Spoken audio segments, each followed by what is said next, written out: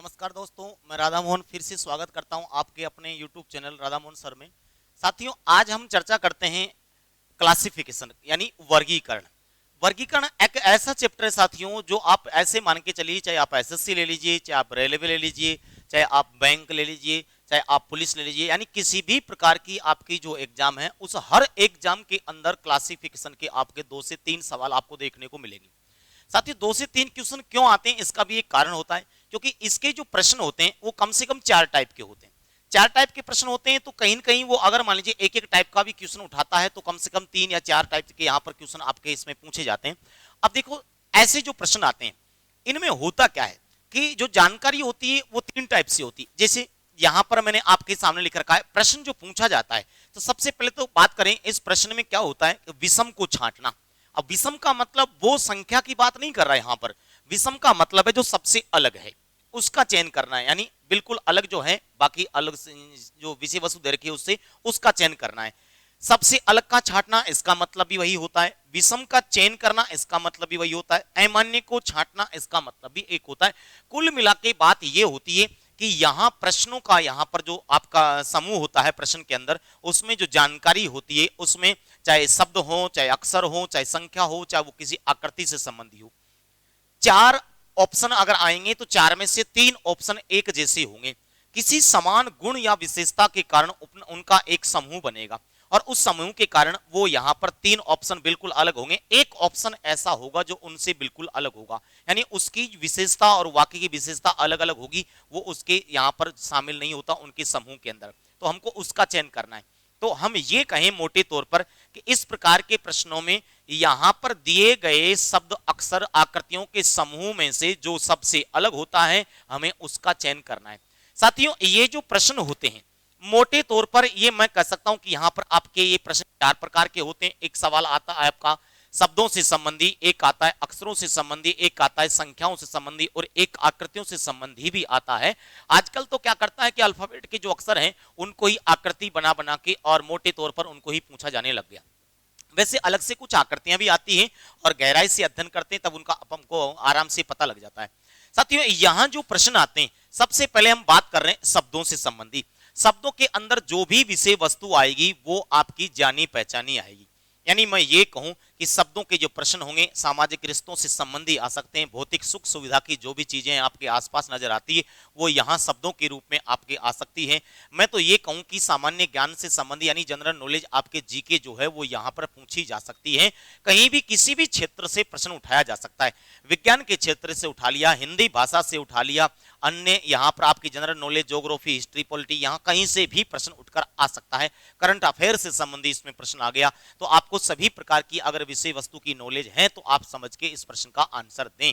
आगे देखिए, हम कुछ प्रश्न हैं जो गत एग्जाम में आए हैं, पूछे गए हैं, उनका थोड़ा सा प्रैक्टिस करते हैं, अध्ययन करते हैं। देखिए साथियों, सबसे पहले हमने शब्दों के वर्गीकरण से संबंधित सवाल स्टार्ट किया है। इसमें दे रखा है, दिए गए विकल्पों में से सबसे अलग का चयन कीजिए। 4 ऑप्शन दे रखे हैं हमारे सामने, कछुआ, केकड़ा, मेंढक और मछली। साथियों, ये आपके सामने कछुआ, केकड़ा, मेंढक, ये तीनों के तीनों ऐसे जीव हैं जिनको आप ये कह सकते हो कि पूर्णतः जमीन पे भी रह सकते हैं और पूर्णतः ये जल में भी रह सकते हैं। यानी ये सभी के सभी क्या हैं, ये उभयचर प्राणी की श्रेणी में आते हैं। और एक जीव है यहाँ पर मछली। तो मछली क्या है, जल की रानी है। आप सब जानते हो मछली क्या है, कि जीवन इसका पानी है। आपको सबने पढ़ रखा होगा छोटी सी कविता, मछली जल की रानी है, जीवन उसका पानी। तो सबसे पहले आप ये कह सकते हो कि इसमें मछली बिल्कुल अलग है, क्योंकि इसको जैसे ही जल के बाहर निकालेंगे तो वो तुरंत क्या है, तड़प कर मर जाएगी। तो साथियों, इसमें हमारा आंसर क्या हो गया, मछली। बिल्कुल सिंपल प्रश्न है। अगला प्रश्न देखिए, दिए गए विकल्पों में से विषम का पता लगाइए। पहला दे रखा है वृक्ष, फिर छुप और शुप और फूल, जड़ी बूटी। अब ये इसका मतलब होता है झाड़ी, इसका मतलब झाड़ी होता है। झाड़ी शब्द का ही यहाँ पर दूसरा रूप है क्षुप। अब आप देखिए, वृक्ष, झाड़ी और जड़ी बूटी ये वृक्षों के ही प्रकार हैं, पेड़ पौधों के प्रकार हैं, ये कह सकते हो आप। और इसमें एक दे रखा है फूल। साथियों, फूल जो है वो इन वृक्षों का क्या होता है, एक पार्ट होता है, पेड़ पौधों का पार्ट होता है, एक अंग होता है फूल। तो सबसे अलग यहां पर अपना आंसर हो गया फूल। अगला प्रश्न देखिए, अगला प्रश्न है हमारा, निम्न में से कौन अलग है। तो देखिए, प्रतिरक्षक, गेंद को छीनने की कला, गेंदबाज, छापा मार। प्रतिरक्षक, प्रतिरक्षक का मतलब है रक्षा करने वाला। अब प्रतिरक्षक का मतलब रक्षा करने वाला, अब वो कोई भी हो सकता है, आपकी यहाँ पर सिक्योरिटी गार्ड हो सकता है, वो बचाव का कार्य कर रहा है। ये आपको बचाने का कई प्रकार होते हैं, एक तो ऐसे जैसे मान लीजिए लड़कर बचा रहा है, एक आपको छिपा कर बचा रहा है। गेंद को छीनने की कला, इसमें भी छिपाने का भाव है, एक तरह से गेंद को छीन रहा है वो और उसको छिपा रहा है, दूर फेंक रहा है, कैसे भी कह सकते हो। गेंदबाज, छापा मार। अब गेंदबाज जो होता है वो गेंदबाज का मतलब अपने क्रिकेट के हिसाब से बॉलर कह सकते हो, वो छिपाता नहीं है उसको, वो सबके सामने फेंकने का कार्य करता है उसको। अगला है छापामार। छापामार में भी क्या है, एक तरह की युद्ध प्रणाली होती है छापामार, जिसमें छिप कर युद्ध किए जाते हैं, छिप छिप के युद्ध करके और सामने वाले पे अटैक किया जाता है। तो ये यहां हम ये कहेंगे कि प्रतिरक्षक, गेंद को छीनने की कला, छापामार, इनमें सब में एक कहीं न कहीं से एक अलग ही भावना है, छिपाने की भावना है। और जबकि गेंदबाज जो है इसमें छिपाने की भावना नहीं है, इसमें प्रदर्शन की भावना है, वो प्रदर्शन करता है, उस विषय वस्तु को सामने फेंकता है, गेंद को सबके सामने। तो हमारा आंसर हो गया साथियों गेंदबाज। अगला प्रश्न देखिए, निम्न में से विषम को अलग कीजिए। विषम का मतलब क्या समझ रहे हो आप? विषम का मतलब क्या है? विषम का मतलब संख्या नहीं, मैं कह रहा हूं सबसे अलग। अब कांच, एल्यूमिनियम, चांदी और तांबा। एल्यूमिनियम है, चांदी है और तांबा है, ये सभी की सभी क्या है, धातु है। और कांच क्या है, एक क्रिस्टलीय पदार्थ होता है। तो हमारा आंसर क्या हो गया, कांच हो गया साथियों। अगला देखिए आंसर इसमें फटाफट से आप उस शब्द का चयन करें जो समूह में बाकी शब्दों से अलग हो। श्रेष्ठ, चौड़ा, विशाल, बड़ा। देखिए चौड़ा, चौड़ा का मतलब भी एक तरह से उसकी यहाँ पर आकृति को बता रहा है कि वो कितना बड़ा है, यहाँ पर कितना चौड़ा है।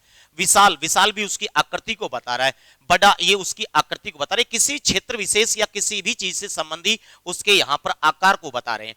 जबकि श्रेष्ठ क्या है, श्रेष्ठ एक तरह से गुण है, क्वालिटी है, और किसी व्यक्ति विशेष, किसी कह रहा कि ये श्रेष्ठ है, यानी ये गुण को बता रहा है। तो हमारा आंसर क्या हो गया, श्रेष्ठ हो गया।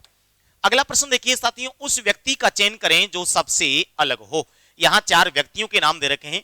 एक कह रखा है महेंद्र सिंह धोनी, सुनीता विलियम्स, कल्पना चावला, राकेश शर्मा।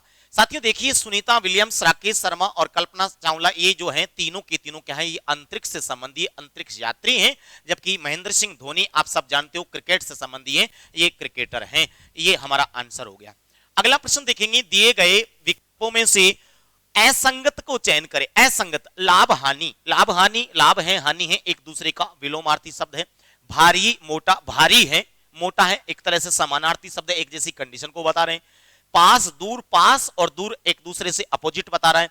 जन्म, मृत्यु, ये भी एक दूसरे के विलोम अपोजिट बता रहे हैं। तो हमारा इसमें आंसर हो गया मोटा, भारी, भारी, मोटा, ये समानार्थी शब्द हिंदी भाषा से संबंधी ये सवाल उठाया गया है। साथियों अगला प्रश्न जो है आपका, दिए गए विकल्पों में से उस यहां पर असंगत को चयन कीजिए या अलग को छांटिए। शतरंज है, बेसबॉल है, वॉलीबॉल है और फुटबॉल है। देखिए बेसबॉल, वॉलीबॉल और फुटबॉल, ये तीनों के तीनों जो है यहां पर, ये आपके मैं कहूं कि आउटडोर श्रेणी के गेम की श्रेणी में आते हैं। ये आपके जो खेल हैं तीनों के तीनों ये आते हैं आउटडोर श्रेणी के अंदर, आउटडोर श्रेणी। तो साथियों ये जो यहां पर तीनों के तीनों क्या है, एक कैटेगरी के हो गए। अब शतरंज जो है वो इनडोर श्रेणी के गेम की श्रेणी में आता है, इसके अंदर ही खेला जाता है इसको। तो ये यहां पर आपका आंसर हो गया शतरंज। अगला प्रश्न देखेंगे हम। अगला प्रश्न है साथियों हमारा, निम्न में से असंगत चयन कीजिए। ये है प्यूपिल, मेंडुला, कॉर्निया, आइरिस, ये साइंस के वर्ड है, तरह से शरीर के अंगों से संबंधी है, शरीर से संबंधी है। दोस्तों यहां पर देखिए मेंडुला जो है ये आपका मस्तिष्क के अंदर पाया जाता है, मस्तिष्क से संबंधी है। कॉर्निया, आइरिस और प्यूपिल ये सबके सब क्या है, आंखों से संबंधी है। तो हम ये कहेंगे आंसर क्या हो गया हमारा, मेडुला आंसर हो गया। अगला प्रश्न देखेंगे इसमें, अगला है निम्न में से असंगत का चयन कीजिए। असंगत मतलब सब जुलाई, जुलाई जो है आपका 31 दिन का महीना होता है, इसमें 31 दिन होते हैं।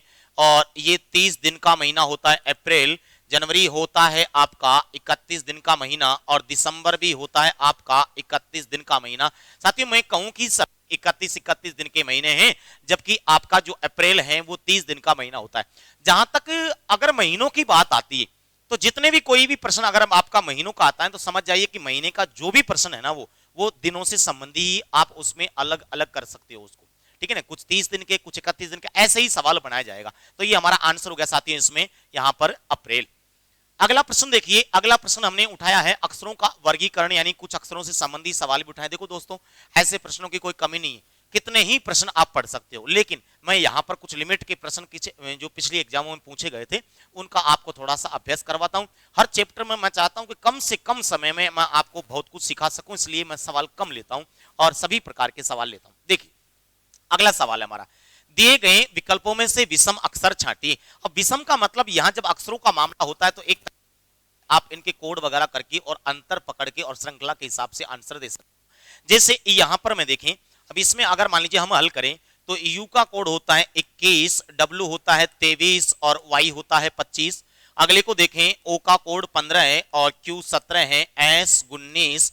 अगला देखेंगे आई 9, के 11 है और एम 13 है, जी 7 और ए 5 और सी 3। आपने देखा होगा, अगर आपको अच्छी नॉलेज है तो आपको देखते देखते ही वैसे ही पता लग गया होगा कि मामला क्या चल रहा है। देखो साथियों, इनमें यहां थोड़ा सा अंतर की अगर बात करें हम, इनके बीच में जो गैप चल रहा है, अंतर चल रहा है, उसके हिसाब से इनमें अंतर होता है। 21 है, 21 में प्लस 2 करेंगे तो 23 हो जाएगा, प्लस 2 करेंगे तो 25 हो जाएगा, 15 में प्लस 2 करेंगे 17 हो जाएगा, फिर प्लस 2 करेंगे 19 हो जाएगा, 9 में प्लस 2 करोगे 11 हो जाएगा, प्लस 2 करेंगे तो 13 हो जाएगा। यहां पर माइनस का 2 है, फिर माइनस का 2 है। साथियों सभी में प्रत्येक में प्लस का 2 कर रखा है, इसमें माइनस 2 कर रखा है, इसका मतलब हमारा इसमें आंसर हो गया डी ऑप्शन। उम्मीद करता हूं कि आपको समझ में आया होगा। अगला प्रश्न देखेंगे और अगले प्रश्न में देखिए यहां पर सब ज्यादा है इसलिए मैंने इस प्रकार से इनको लिख रखा है और देखिए इनके सामने इनके कोड कर लेते हैं। तो जी का कोड होता है 7 और जे का कोड होता है 10, फिर साथियों एम का कोड 13 और पी का कोड 16। एफ का हो गया 6, फिर 9 12 है और ये हमने लिख दिया यहाँ पर इसमें 14 है, इसमें लिख दिया 8 11 है, 14 है और ये 17 है और 9 12 है और 15 है और ये 18। इनके बीच में जो अंतर चल रहा है वो अंतर एक बार पकड़ लेते हैं कि मामला क्या चल रहा है। इनके बीच में जो अंतर होगा उस अंतर को जैसे ही हमने पकड़ा और अंतर को तुरंत देखते ही समझ में आ जाएगा कि मामला क्या चल रहा है। तो देखेंगे मेरे दोस्तों, ये लीजिए साहब, संख्याओं को देखिए, थोड़ा सा गौर से देखिए। 7 में 3 जोड़ दिया तो 10 हो गया, 10 और 3 13 हो गया, फिर 3 जोड़ दिया तो 16 हो गया, यानी प्लस 3 चल रहा है। इसमें हम देखेंगे पहले 3 जोड़ दिया, फिर 3 जोड़ दिया, लेकिन आगे 2 जोड़ दिया। इसमें 8 और 3 11 है, 3 14 है और 3 17 है और ये 3 प्लस 3 प्लस 3। देखिए सभी में 3 प्लस चल रहा है, लेकिन इसमें यहां पर जो बी ऑप्शन है लास्ट में जाकर कर रखा है, तो दोस्तों अपन कह सकते हैं इसमें आंसर की हमारा आंसर हो गया बी ऑप्शन, क्योंकि बाकी में इन सभी में प्लस 3 चल रहा है और सभी में प्लस 3 चल रहा है, लेकिन इसमें प्लस 2 ऐसे चल रहा है। ये इसके अंतर को मैंने यहां अलग से लिख दिया ताकि आपको क्लियर अलग दिख जाए। ये लीजिए साहब, तो सबसे अलग इसमें हो गया, इस कारण से हमने आंसर क्या दिया, बी ऑप्शन। आगे बढ़ते हैं और अगले प्रश्न को देखें। अगले प्रश्न में देखिए यहां पर आप इनके कोड क्रमांक अगर करके और इसका आंसर देना चाहते हो ना, तो मैं आपसे ये कहूंगा कि ये प्रश्न आपका जो है ना बिल्कुल ही अलग टाइप का है। आप इनके कोड क्रमांक अगर कर भी लीजिए, देख लेते हैं हम पहले यहां पर। तो देखिए क्या है, ए का कोड 1 होता है और पी का कोड 16 होता है, क्यू का कोड 17 होता है। यहां पर देखिए इनमें कोई ढंग से अंतर नहीं चल रहा। अगर इसका देखते हैं तो 4 होता है, ए 20 होता है और 10 होता है, इनमें देखिए कोई अंतर नहीं चल रहा। तो हम इनके कोड करके बिना काम में टाइम वेस्ट नहीं करेंगे। देखिए साथियों इसमें क्या किया है, थोड़ा सा बिल्कुल अलग मामला है। इसने क्या किया कि ए का जो अपोजिट होता है यानी जेड, उसका अक्षर कोड उठाया। यहाँ पर जेड का कोड क्रमांक होता है साथियों 26 और इस पी का डायरेक्ट लिख दिया इसने, पी का कोड होता है 16 और क्यू जो है इसका कोड होता है 17। इनको दोनों को ऐसे लिख दिया इसने। अब दोनों को लिख दिया इसने ऐसे, और अब देखिए इसने क्या किया है, थोड़ा सा समझने की कोशिश कर रहा। इन दोनों को इसने ऐड कर दिया। अब इन दोनों को ऐड कर दीजिए, बताइए कितना होगा ये यहां पर ऐड करेंगे। तो हम यहां पर देखेंगे कि 16 है और ये हो गया 16 और 32 33 हो गया साथियों, और ये इसका अंतर कर रहा है इसमें यहां पर इस प्रकार से। जैसे इन दोनों का टोटल करेंगे तो ये हो जाएगा 33 और इसमें से फिर ये घटाएगा 26। तो अब देखिए अगर ऐसा करते हो आप इसमें, तो आपका आंसर कितना आएगा, ये इसमें अंतर इनका मैं कहूं कि 7 आएगा, माइनस का 7। मैं इसको ढंग से हल करके दिखा रहा हूं आपको, क्योंकि ऐसे समझ में नहीं आएगा आपको। तो देखिए कैसे, ये इसका कोड क्रमांक जो है इसको 26 लिख दिया, इसका कोड 16 है और इसका कोड 17 है। इन दोनों को मैं ऐड कर देता हूं और ये यहां पर ऐसे लिख देता हूं साथियों। ये 26 का 26 रहेगा और ये 16 दूनी 32 और एक 33 ये हो गया, और इनका जो अंतर है वो -7। इतना तगड़ा तरीका है। अगला देखिए, इस डी के पहला जो अक्षर है उसके कोड का अपोजिट लिखेंगे, तो डी का अपोजिट डब्ल्यू होता है, डब्ल्यू का कोड क्रमांक होता है 23 माइनस, और टी का होता है 20 डायरेक्ट लिखेंगे, जे का होता है 10 ये डायरेक्ट लिखेंगे, और साथियों देखिए ये 23 ऐसे के ऐसे रहेगा और ये दोनों का टोटल 30 और अंतर हो गया -7। ऐसे के ऐसे हम कहेंगे एल का उल्टा होता है अपोजिट एल ओ, यानी आप कहेंगे 15 माइनस, और ए सी का कोड 3 और आई का कोड होगा 9। इन दोनों को जोड़ दीजिए आप 15 माइनस, और 9 और 3 इन दोनों को आप ऐड करेंगे पहले तो। अच्छा, इन दोनों को यहां पर जोड़ेंगे और दोनों को जोड़कर फिर घटाएंगे, इनका ध्यान रखना। ये आप इनको ऐसे भी लिख सकते हो, कहीं आप बोर्ड का नहीं लग जाओ और आदि कर बैठो, ये ऐसे कर सकते हो, इन दोनों को जोड़ के और फिर ऐसे भी कर सकते हो। यहां पर अगर मैं कहूं कि दोनों का टोटल कितना हो गया 12, और अंतर की बात करें तो ये यहां पर इसमें प्लस का और मैं कहूं 3 अंतर आ गया।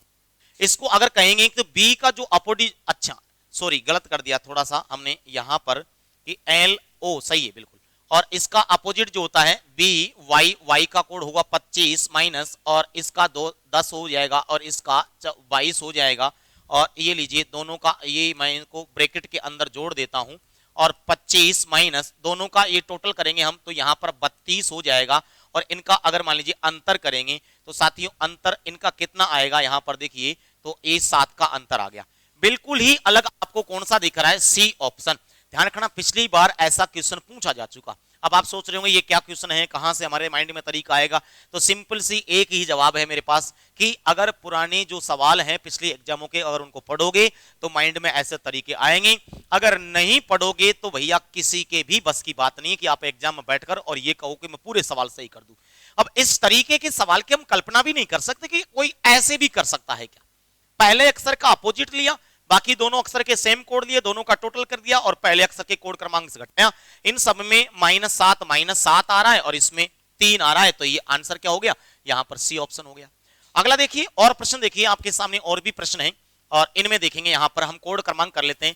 एफ का कोड है 6, फिर यहां पर पी का कोड होगा आपका 16 है, फिर 9, उसके बाद 12 है और लिख दिया हमने 7। फिर अगला कोड क्रमांक लिखेंगे 9, उसके बाद में हो गया 19। साथियों अगला हो गया यहाँ पर L 12, O 15 और J 10। अगला है 1, उसके बाद में हो गया 11 है, फिर लिख दिया हमने 4, फिर 7 और उसके बाद में हो गया 2, उसके बाद में 12 है, फिर हमने लिख दिया 20, उसके बाद में हो गया साथियों 15, फिर 17 है और उसके बाद में लिख दिया हमने 13। अब इनको थोड़ा सा ध्यान से देखिए, इनके बीच में कोई अंतर चल रहा होगा, अंतर पकड़ना है अपन को, और जैसे ही अंतर पकड़ में आया आंसर अपने आप आपका निकल जाएगा।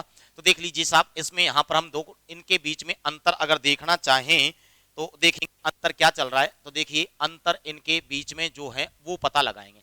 पहले तो इनके बीच का अंतर पता लगे और अंतर पता लगते ही आप फिर आराम से कॉन्फिडेंस के साथ इनके सवाल का जवाब दे सकते हो। अंतर को आगे लिख देंगे चाहे। अच्छा 6 में पहले हम कहें कि प्लस का जोड़, इसमें प्लस का पहले 10 कर रखा है और उसके बाद में फिर माइनस का कितना कर दिया, तो माइनस का मैं कहूं कि 7 कर दिया, क्योंकि 16 में 7 घटाएंगे तो 9 आएगा। फिर प्लस का कर दिया साथियों, प्लस का फिर 3 कर दिया और उसके बाद में फिर मैं कहूं कि माइनस का 5 कर दिया। प्लस का 10 माइनस 7, फिर प्लस का 3 माइनस का यहां पर 5, ऐसे कर दिया।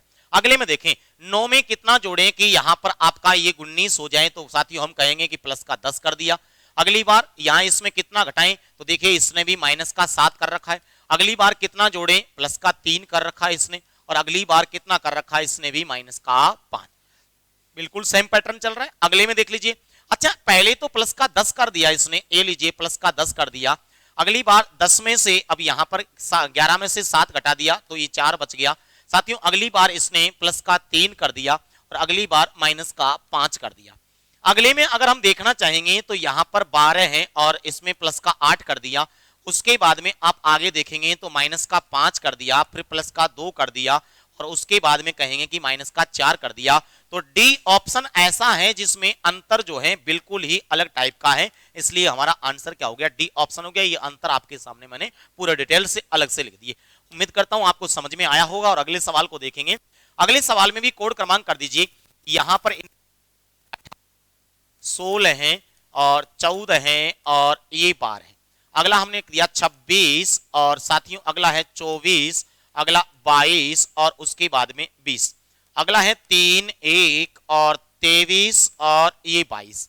अगला हमने लिख दिया 10, 8, 6 और 4। इनके अंतर की बात अगर हम करें तो अंतर देखिए, इनके बीच में जो भी चल रहा है वो अंतर फटाफट पकड़ेंगे और अंतर के हिसाब से आंसर देंगे। अंतर को मैं इनमें आगे लिख देता हूं यहां पर बीच में, क्योंकि जगह कम है इसलिए। 16 में पहले क्या कर दिया, माइनस का 2 कर, ये यहां पर 18 में माइनस 2 कर दिया, 16 आ गया। फिर माइनस का 2 करेंगे तो 14 आ गया। फिर माइनस का 2 करेंगे तो साथियों क्या आ गया, 12 आ गया। फिर हम कहेंगे 26 में से 2 घटा दिया तो 24 आ गया। फिर माइनस का 2 कर दिया तो इसमें 22 आ गया। फिर माइनस का 2 करेंगे तो 20 आ गया। फिर यहां पर देखिए इसने माइनस का 2 कर दिया, अब यहां पर देखिए 23 आ गया। 23 किस कंडीशन में आ सकता है, एक में से कितना घटा दिया, तो हम कहेंगे कि एक में से 4 घटा दिया तो 23 आएगा। और फिर माइनस का 1 कर दिया, बिल्कुल अलग श्रृंखला बन रही है। 10 में से 2 घटा दिया, फिर 2 घटा दिया, 2 घटा दिया। अब आपके सामने, सबके सामने ये पता लग गया, आपका आंसर क्या हो गया, सी ऑप्शन। बिल्कुल अलग ही अंतर दे रखा है, तो ये इसका आंसर हो गया सी ऑप्शन। देखिए दोस्तों, अगला सवाल है यहां पर अपना, इसमें देखिए आप क्या कर रखा है, इसमें अक्षरों के साथ संख्या दी है।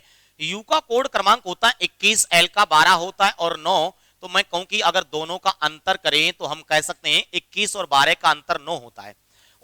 और अगर मैं कहूं कि V 22 होता है और 8 होता है और इनका अंतर होता है 14, तो यहां पर 8 और 22 अगर दोस्तों इनका अंतर करेंगे हम, ठीक है, तो 22 में से अगर 8 जाएगा तो ये यहां पर आएगा 14। 22 और 8 14 हो गया, बिल्कुल सही है। और इसमें दे रखा है 18, 18 में से हम 13 घटाएंगे तो 5 आएगा। और 25 में से 6 घटाएंगे तो 19 आएगा। मैं कहूं कि ये बी ऑप्शन गलत दे रखा है, इसका मतलब यही हमारा आंसर हो गया। अगला देखिए, असंगत का चयन कीजिए। अब इसमें देखिए अक्षरों को अगर ध्यान से देखिए, कुछ सवाल आपके जो होते हैं ना अपोजिट के भी आते हैं, और वो आपको समझ के और उनका आंसर देना। हमेशा आपको कोड करने की आवश्यकता नहीं है कि आप हमेशा यहाँ मीच के और कोड करने लग जाओ, नहीं, कोड नहीं करना हमेशा आपको। देखिए क्या है मामला, डी डब्ल्यू अपोजिट है एक दूसरे के, डी डब्ल्यू। बी वाई एक दूसरे का अपोजिट है। एच एस एफ यू एक दूसरे का अपोजिट है। एन एम एल ओ एक दूसरे का अपोजिट है। जे और क्यू एच एस होना चाहिए था, ये हो गया। इसमें बाकी तो क्या है, सभी में विपरीत अक्षरों के जोड़े हैं, उसमें विपरीत अक्षरों का जोड़ा नहीं है, इसलिए हमारा आंसर क्या हो गया, डी ऑप्शन हो गया। अगला देखेंगे साथियों, अगला प्रश्न जो हमारा है इसमें, निम्न में से असंगत को चुने। असंगत चाहेंगे यहां पर। अब देखिए इसमें भी हम यहां पर कोड क्रमांक कर दूं इनके, तो 1, अगला कहेंगे आप 3, 4 और मैं कहूं इसमें आपको 6 और 8। थोड़ा सा बीच में गैप लिख देते हैं यहां पर। अगले का हम संख्या क्रमांक लिख लेते हैं इसमें 9 और 11 है, 12 है, 14 है और 16 है। अगला 18 है, 20 और उसके बाद 21, 23 और 25। अगला हम लिखेंगे 19, 21, 22, 23 और 25। दोस्तों इनके बीच का जो अंतर है वो देखते हैं क्या मामला चल रहा है। इनके बीच में जो श्रृंखला बन रही है उस श्रृंखला का पता लगाया और आंसर तैयार मिलेगा आपको, एक झटके में आंसर मिलेगा। देखिए कैसे, पहले तो हम देखेंगे यहां पर इसने प्लस का 2 कर दिया, अगली बार प्लस का 1 कर दिया, फिर प्लस का 2 कर दिया, फिर प्लस का 2 कर दिया।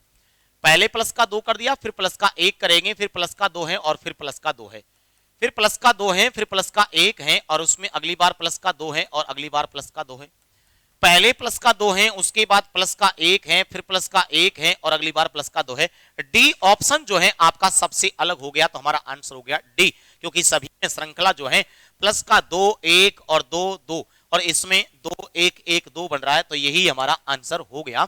अगले सवाल को देखिए दोस्तों, निम्न में से सबसे का चयन कीजिए। और अगले सवाल जो है हमारे वो आ गए संख्याओं से संबंधित। देखिए दोस्तों, जब भी संख्याओं के सवाल आपको हल करने हो ना, तो एक बात का ध्यान रखना, संख्याओं के सवाल में जब भी आप हल करते हो तो सबसे पहले आपके माइंड में संख्या को देखकर एक विचार आना चाहिए कि कहीं संख्या सम विषम के हिसाब से तो अलग नहीं कर रही सवाल को। हो सकता है कि 3 संख्या सम हो, 1 विषम हो, या हो सकता है कि 3 सम हो, 1 विषम हो। उल्टा सीधा कैसे भी हो सकता है, सम विषम यहां पर। और हो सकता है कि जब सम विषम से आंसर नहीं आए तो आपको अगला जो तरीका अपनाना है वो अपनाना है आपको भाज्य अभाज्य। हो सकता है कि आपका भाज्य अभाज्य से आंसर नहीं आए तो आपको वर्ग या घन के हिसाब से भी आंसर देना पड़ सकता है। फिर अगर वर्ग घन से भी आंसर नहीं आता है तो आपको भाजकता का नियम लगाने, फिर भाजकता के नियम से भी आंसर नहीं आए तो अगला अगर संख्या जोड़े में है तो अंतर के हिसाब से आंसर देते हैं। और फिर भी आंसर नहीं आए तो फिर आपको अलग ही लॉजिक सेट करना है, मैं सवालों के माध्यम से बताऊंगा। यहां पर देखिए सवालों में न तो आपको कोई यहाँ वर्ग दिख रहा है न कोई घन दिख रहा है, और आप संख्याओं को देखेंगे और न यहाँ पर आपको कोई भाजकता के नियम लगते दिख रहे हैं। एक संख्या छोटी है, दूसरी संख्या बड़ी है, बिल्कुल एग्जाम में आ चुका। देखिए कितना शानदार सवाल है। आगे की संख्या से दूसरी संख्या बनाइए कैसे। ये 153 है, इसके आगे के 2 अंक उठाए और इनको ऐसे अलग अलग कर दिया, 15 गुणा 3 कर दिया, 15 3 45, ऐसे 2 अंकों के माध्यम से अगली संख्या बनाइए। अगला हम कहेंगे 16 गुणा 5 करेंगे, 16 पंजो 80 होता है उसी प्रकार से। और अगला इसी में हम कहेंगे 13 दूनी 26 होता है, और ऐसे के ऐसे ही 12 चौका 48 होता है। साथियों सभी में सही है, लेकिन सी ऑप्शन में सही नहीं है, 36 दे रखा है जबकि 26 होता है, तो ये हमारा आंसर हो गया, बिल्कुल राइट आंसर है। अगला देखिए साथियों, निम्न में से असंगत का चयन कीजिए। असंगत सबसे अलग, अब संख्या वर्ग घन भी नहीं दिख रहा, लगभग की संख्या दिख जाए तो दोस्तों मेरा एक यहां पर आपको कहना है कि जब संख्या लगभग की हो तो आप अंतर करके देख लेना। तो देखिए इसका मतलब 135 में हम 123 घटाएं, तो 135 में से अगर आप 123 घटाओ, डायरेक्ट इनको ऐसे आप ऊपर नीचे भी लिख देना, तो 123 ऐसे कम कर दिया आपने, तो लीजिए यहां पर आपका आ गया 2 और ये 1, यानी 12 का अंतर हो गया इसमें दोनों के बीच में। यहां पर भी आप 123 में 111 घटाएंगे साथियों, तो ये इसमें भी 12 का अंतर आ गया। फिर मैं कहूं 111 में से आप 100 हटाओगे तो यहां पर 11 का अंतर आ गया, और 100 में से आप 88 घटाओगे तो ये 12 का अंतर आ गया। सभी 12 12 का अंतर है, इसमें 11 का, तो ऑप्शन हमारा करेक्ट हो गया, ये इसका आंसर हो गया। अगले सवाल में देखिए मान्य को अलग कीजिए, अमान्य को अलग कीजिए। संख्याओं को थोड़ा गौर से देखिए, ये जो संख्या है ना इनको थोड़ा सा ध्यान से देखिए। अमान्य का मतलब जो सबसे अलग है उसका चयन करना है। क्या ये संख्या कुछ आपको स्पेशल दिख रही है? बिल्कुल है। अब कभी कभी क्या होता है कि पार्टी के हिसाब से, बहुमत के हिसाब से आपको किसी एक को अलग करना होता है। जैसे देखिए आप यहां पर आप जो 64 है इसको आप क्यूब भी कर सकते हो और स्क्वायर भी कर सकते हो, कोई दिक्कत नहीं है ये संख्या, इसको बाद में देखना। 900 जो है इसको आप 30 का स्क्वायर कर सकते हो। 7 को आप क्या कर सकते हो, यहां पर इसको 343 को आप क्यूब कर सकते हो, ये 1000 को आप क्यूब कर सकते हो। अब यहां पर देखिए क्यूब वाली 2 संख्या है, तो आप ऐसा कीजिए इसका भी क्यूब कर दीजिए, 4 का एक क्यूब हो जाएगा, तो हम कहेंगे कि ये भी एक घन संख्या है, ये एक वर्ग संख्या है, ये एक घन संख्या है और ये भी घन संख्या है। तो इस कंडीशन में आंसर हमको क्या बताना पड़ेगा दोस्तों, 900 हमारा आंसर हो जाएगा। अगला सवाल देखिए, अगला सवाल कितना शानदार सवाल है, अलग को 625 553 और 743, और हम कहेंगे दोस्तों यहां पर 945। अब थोड़ा ध्यान से देखिए, वैसे तो एक झटके में आप देखो तो ये आंसर हो गया आपका, क्योंकि विकल्प ए जो है आपका ए, तो विकल्प ए में आप ये कहोगे एक क्या है, आप कह सकते हो वर्ग संख्या है, जबकि अन्य विकल्पों में नहीं। लेकिन इसका मैं एक दूसरा लॉजिक और आपको बता देता हूं कि आंसर और भी तरीके से कैसे हो सकता है। एक लॉजिक तो आपका ये हो गया, देखिए दूसरा लॉजिक ये है कि आप इसमें ऐसे कह सकते हो कि प्रथम संख्या या प्रथम अंक बोल दीजिए, इसको प्रथम अंक बोल दीजिए, प्रथम अंक माइनस द्वितीय अंक बराबर तृतीय अंक। इसको आप कैसे भी सेट कर सकते हो, आप ये भी कह सकते हो कि तृतीय अंक प्लस द्वितीय अंक बराबर प्रथम अंक, आप ये भी कह सकते हो प्रथम अंक और तृतीय अंक और उसके बाद में द्वितीय अंक, उल्टा सीधा कैसे भी सेट कर सकते हो। देखिए इसको ऐसे लॉजिक सेट करें, 6 में से 2 गया तो 3 आता है, 6 में से 2 गया तो 4 आता है, ये आपने लिख दिया यहां पर।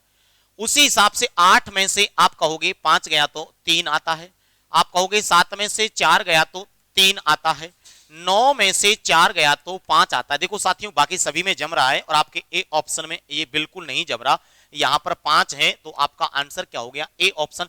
दोनों में से किसी भी तरीके को लगाइए आंसर वही निकलेगा, एक ही है आपका आंसर। अगला सवाल देखिए, विषम का चयन कीजिए। 729 एक क्यूब है, 125 एक क्यूब है, 216 भी एक क्यूब है, 625 एक स्क्वायर संख्या है।